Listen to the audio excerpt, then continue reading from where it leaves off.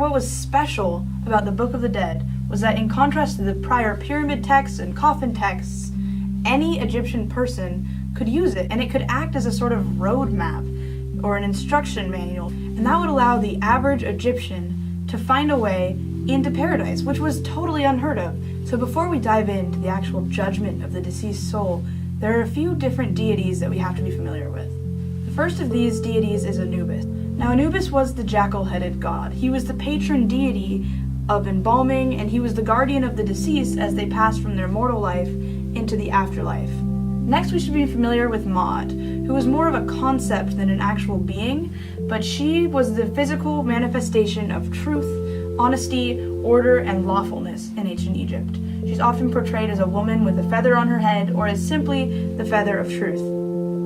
Next, we have Ammit, the tiny monster found beneath the scale. He may be small, but also he was composed of 3 different fearsome animal body parts. He is part hippo, part lion, and part crocodile. These are basically the 3 most terrifying and dangerous animals that can be found in and near the Nile. Next to Ammit is the divine scribe, Thoth, who was also the ancient Egyptian god of wisdom, who was in charge of keeping and maintaining all records. Next is Horus, the ancient Egyptian god of kingship, who was reincarnated in the bodies of every pharaoh to ever rule Egypt. And just inside the throne room sit 4 canopic jars, each maintaining the image of one of Horus's 4 sons, Qebehsenuef, Duamutef, Imseti, and Hapi. In the back of that room stand 2 women, one of which is Horus's mother, Isis, who's also the goddess of magic. Beside Isis stands Nephthys, Isis's sister and the wife of Set, the god of chaos. And finally, sitting atop the throne stands Osiris, the ancient Egyptian god of death, the afterlife, and king of the underworld. While Osiris may be the patron of death, he's also the patron of rebirth and life, which is why he's often painted green or black, just like the Nile's fertile soil, which allows all of the different crops to grow and be reborn in the spring.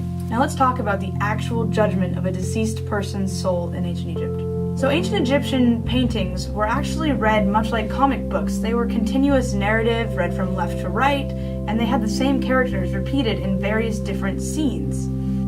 The first of these scenes is the deceased person standing in front of 14 divine judges who can decide whether or not they believe that person's soul and life on earth have been pure and good and kind enough to pass on into paradise in the afterlife. If at least half of the judges show an Ankh, which is the ancient Egyptian symbol for life, that person then gets to continue on and is led by Anubis to the scale.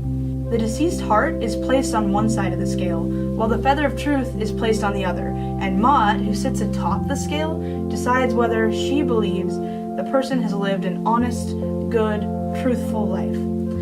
If the deceased person's heart is heavier than the feather of truth, then Ammit will immediately consume it and the person does not get to continue to the afterlife.